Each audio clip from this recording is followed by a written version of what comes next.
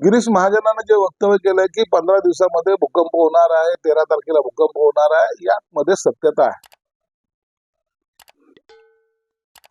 या पक्षातल्या उबाठा गटातले असतील, राष्ट्रवादीचे असतील, काँग्रेसचे असतील, तेथील कार्यकर्ते कंटाळलेले आहेत. आता ते संभ्रम अवस्थेत आहेत.